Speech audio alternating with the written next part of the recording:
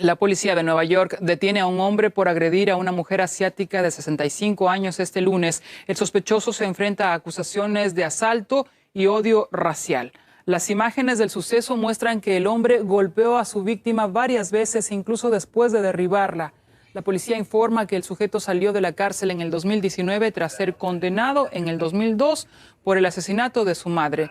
Los agentes de seguridad de Nueva York publicaron el mismo día un video de un caso similar ocurrido en el metro. La víctima también es de origen asiático. Los hechos dibujan una tendencia alarmante. En Estados Unidos crece el odio contra esta comunidad. Elena Villar nos presenta el siguiente análisis. El asesinato de 8 personas, muchas de ellas mujeres de ascendencia asiática, en los tiroteos masivos protagonizados por un hombre en diferentes spas en Atlanta el pasado 16 de marzo, ha puesto sobre la mesa hasta qué punto las personas de ese origen están siendo discriminadas y objeto de odio en Estados Unidos. Una nueva encuesta de USA Today e Ipsos ha arrojado como resultado que 1 de cada 4 estadounidenses ha sido testigo en las últimas semanas de alguien culpabilizando a personas asiáticas por la epidemia del coronavirus. Aunque la mayoría, el 57% de los estadounidenses, describe la pandemia como un desastre natural, el 43% achaca la responsabilidad a una organización o personas en particular. En esa encuesta, la mayoría de personas en ese grupo especificó China. Los porcentajes además varían en función del origen étnico del encuestado, sobre todo la respuesta a la pregunta de si habían visto a alguien culpando a las personas asiáticas de la pandemia. En el caso de los estadounidenses blancos respondieron afirmativamente el 18%, el 34% en el caso de los hispanoamericanos, el 40% de los afroamericanos y el 46% en el caso de los estadounidenses de origen asiático. Estamos cansados, enfadados y decepcionados porque esto esté ocurriendo, especialmente a la tercera edad y a las mujeres, que son muy respetados en la comunidad asiática. Y ver cómo se les falta el respeto, se les escupe e insulta de esta manera es desalentador. Y en general no se debe hacer contra nadie. No se debe hacer daño a las personas, ni intimidar a otros, ni ser racista hacia otras personas, porque eso causa un impacto sobre la salud física y mental a aquellos a quienes se daña. Y puedo decir sobre mí misma que estoy cansada, estoy nerviosa cuando salgo de casa. Si ponemos el foco en la tendencia política, según esta encuesta, los republicanos tienen más del doble de probabilidades que los demócratas de responsabilizar a un grupo u organización específica de la pandemia. Y es que, según un estudio académico publicado recientemente, el hecho de que el expresidente Donald Trump calificase la pandemia como virus chino tuvo un gran efecto. Cuando utilizó por primera vez ese hashtag en Twitter, la cantidad de personas que empezaron a utilizarlo se disparó, además de las probabilidades de que usasen etiquetas explícitamente antiasiáticas que aquellos que solamente usaban la etiqueta COVID-19. Y no había discurso durante la pandemia, no había ningún discurso de Donald Trump donde dijera Chinese virus, o sea, el virus chino, como dando por sentado que los culpables son chinos. Pero obviamente esto lo ha tomado muchísima gente y ya se ha ampliado no solamente contra la comunidad china, contra la coreana, contra la filipina. Y bueno, me parece a mí que lo que habría que hacer acá para terminar con eso es cambiar las bases de una estructura racista y educar a la gente empezando por las escuelas, que donde más bullying hay hacia los chicos asiáticos. A principios de marzo, el Centro para el Estudio del Odio y el Extremismo de la Universidad Estatal de California publicó un trabajo en el que mostraban que los delitos de odio contra los estadounidenses de origen asiático aumentaron en un 149% entre 2019 y 2020, pese a que los delitos de odio en general habían disminuido. Por otro lado, la ONG Stop Happy Hate catalogó en casi 3.800 incidentes de odio durante el primer año de la pandemia. La mayoría de esos incidentes fueron dirigidos a mujeres. En opinión del analista político Carlos Alberto Almeida, el llamamiento a celebrar el golpe militar del pasado siglo demuestra el sueño de Bolsonaro por restablecer una dictadura en Brasil. Isso demonstra a intenção oculta de Bolsonaro que sonha com revivir uma ditadura em Brasil. Incluso ele sempre ha declarado que ele gostaria de fazer uma espécie de eliminación de los disidentes, de la izquierda, de los comunistas, de perseguir. Pero de toda manera eso indica también que hay obstáculos, porque el Congreso tiene una otra posición, está exigiendo que Bolsonaro le haga concesiones, y Bolsonaro tiene que cambiar ministros para eso. Y de otra parte, esa crisis militar, porque los comandantes militares, en solidaridad al ministro de la Defensa, que fue demitido por Bolsonaro, se declara en disidencia, entregan sus cargos. Entonces, es una situación que debe promover una especie de distanciamiento entre militares y el conjunto de las Fuerzas Armadas. En América Central crece la tensión en torno a las atrocidades de la policía y el ejército mexicanos contra los inmigrantes. Guatemala y El Salvador exigen justicia para sus connacionales muertos a manos de los uniformados. Este video muestra un interrogatorio a militares sospechosos de disparar a un guatemalteco en un control fronterizo mexicano. Los residentes de una aldea vecina detuvieron a los agentes y les obligaron a dar su nombre, cargos y a mostrar su rostro. Posteriormente los dejaron marchar. Como consecuencia, la situación provocó tensiones entre ambos países. Las autoridades mexicanas ya reconocieron que fue una reacción errónea por parte del personal militar. Por su parte, Guatemala instó a determinar los responsables para que, como dicen, estas acciones condenables no vuelvan a repetirse.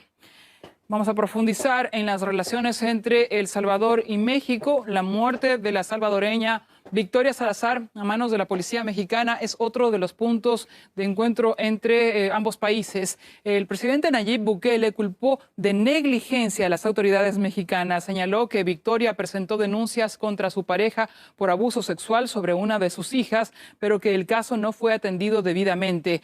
México se apresuró a detener al presunto agresor y dictó prisión preventiva para los 4 agentes involucrados en el asesinato de la migrante. Expertos destacan imperfecciones en el sistema de formación del personal policial, pero también señalan que los agentes ponen en riesgo sus vidas en el trabajo. Paola Guzmán ha profundizado en el problema. La muerte de Victoria Salazar, una mujer salvadoreña que fue asesinada por policías en Tulum, generó indignación entre la sociedad. Pero lamentablemente esta situación no es nueva, pues en un año se han presentado al menos 3 casos similares. Recordemos a Giovanni López, albañil de Guadalajara, que fue detenido y falleció poco después por los golpes que recibió. Alexander, un menor estadounidense de 16 años, a quien los policías de Acatlán le dispararon sin razón o motivo y lo mataron. Y Oliver, un joven que perdió la vida en Tijuana después de que un agente le pusiera el pie en el cuello. En todos los casos mencionados fueron los policías municipales los encargados de la violencia. Una fuerza del orden que, en palabras de expertos, ha sido abandonada por el Estado. Trabajan en malas condiciones, con sueldos bajos y sin capacitaciones adecuadas. Es más, hay muchos que nunca han disparado una sola vez en su carrera. Hay un 13% de policías que durante 3 años no fueron a prácticas de tiro, ¿no? Todos los policías están armados y el 13% en 3 años no ha ido nunca a una práctica de tiro. Hay un 23% que solamente ha ido una vez cada 2 años. Entonces, realmente pues los capacitamos mal y queremos después que salgan a atender bien a la sociedad. Los uniformados también corren un alto riesgo de morir en sus labores. Datos de la organización Causa en Común señalan que de enero de 2018 a diciembre de 2020 han asesinado al menos a 1,422 policías en el país. Uno de los ejemplos más recientes sucedió en el Estado de México, donde 13 agentes fallecieron en una emboscada del crimen organizado. Lamentamos mucho lo que sucedió en el Estado de México. El gobierno del Estado de México está atendiendo este caso, haciendo las investigaciones. Lo que podemos decir con certeza es de que no hay impunidad en el gobierno que represento. A pesar de que exponen su vida para mitigar la violencia que se vive en la nación, los policías no cuentan con muchos servicios básicos para ellos o sus seres queridos. Hay muy pocos apoyos para las familias y en sí para los policías en México. La ley dice que todos los policías en México tienen que tener una seguridad social mucho más fuerte que cualquier otro servidor público, precisamente por el riesgo que conlleva el que seas policía. Sin embargo, en la práctica esto no sucede. Analistas como Morera afirman que la estrategia actual, que tiene como prioridad reforzar a la Guardia Nacional, desatiende a las fuerzas del orden locales y que esto puede ocasionar que exista más brutalidad policial. Pero desde el gobierno federal se reafirma que quien comete un delito es castigado y sancionado. Y al menos en el reciente feminicidio de Victoria Salazar, ya se detuvieron a los 4 uniformados acusados de su muerte. Seguimos en México. El presidente Andrés Manuel López Obrador criticó a Estados Unidos por el informe anual del Departamento de Estado sobre Derechos Humanos, donde señalan a la directora de la agencia de noticias estatal Notimex. Entre otras acusaciones, a la periodista se le atribuye orquestar ataques contra otros medios. Para empezar, nosotros no nos metemos a opinar sobre violaciones de derechos humanos en Estados Unidos. Somos respetuosos.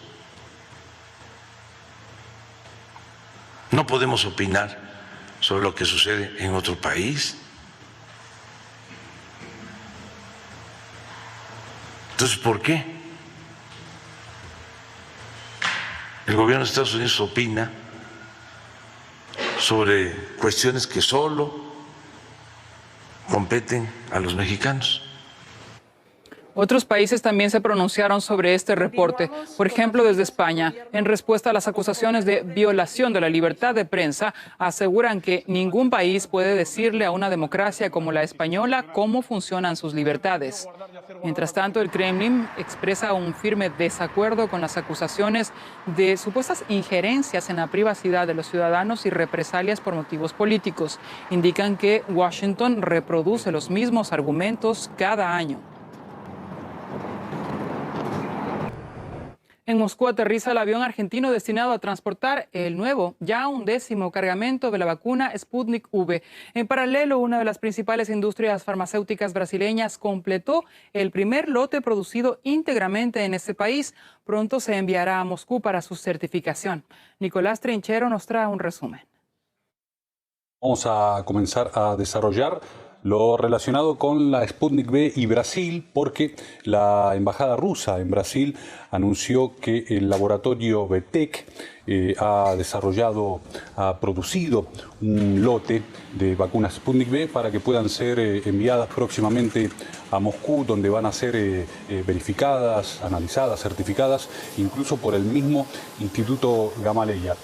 Aclaramos que BTEC es el laboratorio que forma parte de la farmacéutica União Química, que es la que tiempo atrás se ha convertido en socia después de haber firmado un contrato con el Fondo Ruso de Inversión Directa, que es el que se encarga de financiar el desarrollo de la Sputnik V, y de esta manera entonces acordaron con União Química que el mismo compuesto pueda producirse allí en Brasil. Por otra parte, hablemos de México, porque ya están allí, ya ha aterrizado el avión con 500.000 dosis más de la Sputnik V, que van a sumarse a las ya 400.000 dosis que están en suelo mexicano para ser aplicadas a la población de ese país, y forman parte del total de 24 millones de dosis que ha contratado el gobierno de Andrés Manuel López Obrador para poder inmunizar a su población junto a otras vacunas. También vale aclarar todo esto. Para terminar nuestro informe, vamos a hablar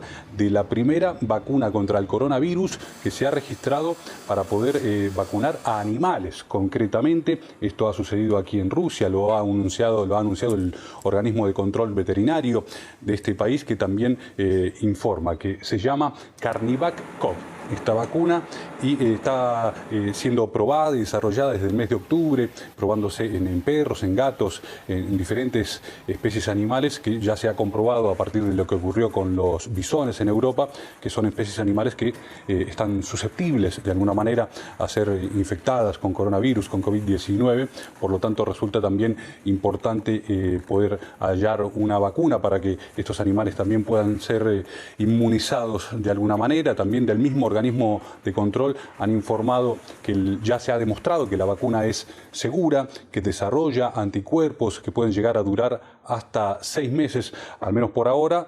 Decimos por ahora porque todo esto todavía está en observación y en análisis. La Cámara de Diputados chilena aprueba el aplazamiento de las elecciones previstas para el 10 y 11 de abril. La medida será remitida al Senado. Establece que los comicios se realicen el próximo 15 y 16 de mayo. La ciudadanía elegirá a los representantes municipales, los gobernadores y 155 miembros de la Asamblea Constituyente que redactarán una nueva Carta Magna. El aplazamiento fue propuesto por el presidente Sebastián Piñera, que lo defendió por razones sanitarias. Y en Perú, una subcomisión del Congreso aprueba un informe para inhabilitar durante 10 años al expresidente Martín Vizcarra por la vacunación irregular contra la COVID-19. Para las exministras de Salud y Exteriores se prevén 8 y 1 año, respectivamente. Según el informe, los 3 altos funcionarios violaron la Constitución al inocularse la vacuna destinada al personal de una clínica. El exmandatario acusó al Congreso de intentar expulsarlo de la carrera electoral. Aseguró que esto no afectará a su decisión de participar en las elecciones presidenciales que tendrán lugar el 11 de abril. Cuba es el aliado clave de Rusia en América Latina y el Caribe, así se pronunció el viceprimer ministro eslavo Yuri Borisov. El político visita la isla en el marco de una nueva reunión de la Comisión Intergubernamental de ambos países para fortalecer la cooperación en materia de economía, comercio y ciencia. Borisov destacó que las partes pretenden aumentar los logros alcanzados. Apreciamos el carácter estratégico de la cooperación intergubernamental ruso-cubana basada en los principios de la amistad y respeto mutuo que no está expuesta a la coyuntura externa actual. Tenemos intención de preservar y aumentar los logros existentes en todo el conjunto de nuestras relaciones, desde las políticas hasta las técnico-militares. En una reunión con patronal y sindicatos, el presidente de Rusia, Vladimir Putin, criticó con dureza el capitalismo salvaje. Señala que perder el foco en las personas solo puede resultar en la destrucción del Estado y de la sociedad. El propósito de los negocios a primera vista es la obtención de ganancias, pero una persona moderna, normal, un empresario moderno, entiende que la obtención desenfrenada de ganancias, un capitalismo salvaje y crudo, es algo absolutamente inaceptable. Sin preocuparse por las personas, por los empleados, es absolutamente inaceptable, porque al final, ¿a qué lleva esto? A la destrucción de la sociedad, del Estado y del propio negocio. Esto es un auto de fe, o sea, pegarse un tiro en el pie o en la cabeza. Argentina recibirá 2 nuevos créditos del Banco Mundial, $250 millones destinados a fortalecer el sistema de salud pública en todo el país y $80 millones para mejorar los servicios digitales. Mientras el presidente Alberto Fernández busca extender los plazos de pago de su deuda con el Fondo Monetario Internacional. El mandatario argentino declaró que la deuda del ejecutivo anterior es inasumible. Aparte de Argentina, son cada vez más los países que acuden al FMI para pedir financiación de emergencia ante la complicada situación derivada de la pandemia. Pero parece que son también cada vez más las voces que critican las condiciones de los préstamos. Claro. Y vamos a analizar este tema con nuestro colega Pablo Mura Rodríguez, que está acá con nosotros en la sala de redacción. Cuéntanos más, Pablo. Hola, María Isabel. Hola a todos. Bueno, no hay billetera que aguante frente a todos los gastos que ha generado esta pandemia del coronavirus, y eso es justamente lo que le pasó a varios países que tuvieron que salir por ayuda y justamente pidieron préstamos al Fondo Monetario Internacional. Según las cifras entregadas por el mismo organismo crediticio, son 85 los países que pidieron en total más de 107 mil millones de dólares. Esto desde marzo del 2020. Y aquí se encienden las alarmas, principalmente para los países en desarrollo. Si nos fijamos en la región sudamericana, países como Chile, Ecuador, Colombia, entre otros, como podemos ver aquí en la gráfica, también salieron a pedir ayuda al Fondo Monetario Internacional. La mayoría de ellos tienen una alta deuda pública, lo cual empeora principalmente su calificación soberana y su situación crediticia. Revisemos el caso de Bolivia y de Argentina. En primer lugar, en Bolivia, durante el gobierno de facto de Yanine Áñez, es que se pidió un millonario préstamo al Fondo Monetario Internacional.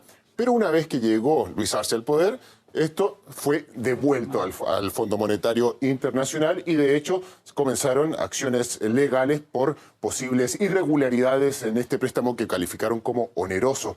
Por otra parte está el caso de Argentina. cuando fue el gobierno de Mauricio Macri, que pidió desde el Fondo Monetario Internacional, se ofreció el mayor préstamo que se le había ofrecido a el país sudamericano, y fue justamente Alberto Fernández, cuando llega al poder, que habla de una posible malversación de fondos, y por lo mismo es que presenta una querella criminal contra quienes resulten responsables, y ya se negocia una reestructuración de esa deuda, justamente porque anuncian de que con esas condiciones, las actuales, es simplemente impagable esa deuda.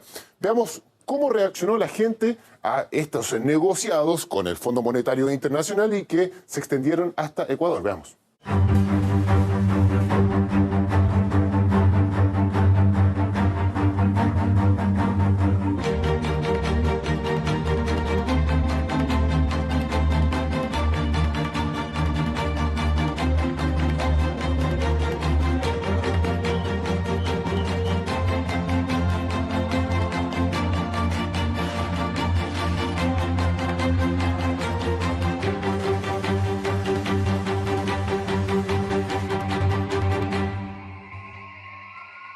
Y vemos el caso de Costa Rica, porque también ahí hay negociaciones que se dieron con el Fondo Monetario Internacional por más de 1.750 millones, como podemos ver aquí, 1.750, pero la gente salió a protestar por esto y se suspendieron las negociaciones. Sin embargo, poco tiempo después estas se retomaron, y para muchos políticos de ese país eso es debido a las presiones del sector empresarial y que se dio la espalda a la población. De hecho, el tema todavía sigue trabado debido a las diversas diferencias de opinión entre las fuerzas políticas.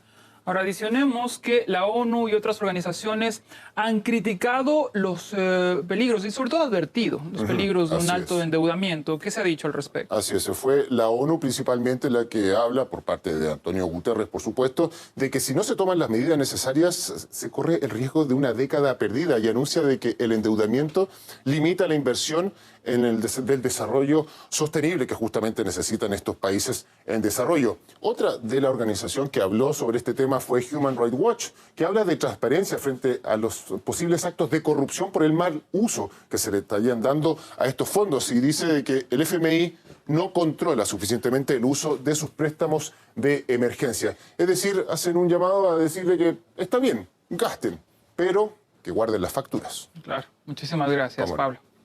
El economista y analista político John Cajas señala que los créditos del FMI están supeditados a recortes, unas medidas que afectan incluso a la sanidad en plena pandemia. El mayor problema es el condicionamiento que viene acompañado con esos fondos, con esos créditos. De hecho, en junio de 2020, la revista The Lancet publicó un artículo en donde justamente se hablaba de cuál podía ser el rol del Fondo Monetario Internacional y del Banco Mundial en el otorgamiento de créditos a los países de ingresos pequeños, ingresos bajos y medianos. ¿Y cuál era una de las conclusiones que se daba ahí? Que claro, es urgente el financiamiento, pero si viene atado a los condicionamientos, a veces los contras pueden ser más graves que los pros. Digamos, el Fondo Monetario Internacional se ha caracterizado en exigir, sobre todo a pequeños países, que hagan un ajuste estructural, que recorten gastos, y eso puede significar que existan menos recursos incluso para la propia atención sanitaria. Hemos visto países de Latinoamérica, puedo dar el caso concreto de Ecuador, que los recortes han afectado incluso en la contratación de personal médico. Entonces, no tiene sentido que se canalizan recursos si vienen acompañados de planes de ajuste estructural que no se ajustan al momento. El momento de hoy es un momento de atender una emergencia sanitaria. Después podemos pensar en temas de equilibrio fiscal, en temas de ajuste estructural. Hoy por hoy tenemos que salvar vidas. Y eso creo yo ya con la evidencia de un año de pandemia, que es lo que el Fondo Monetario no ha acabado de entender, y por tanto a ratos parece que los contras llegan a pesar más que los pros. Seguimos con más noticias en breve. La policía confirma la muerte de 2 personas tras un tiroteo en Washington, D.C.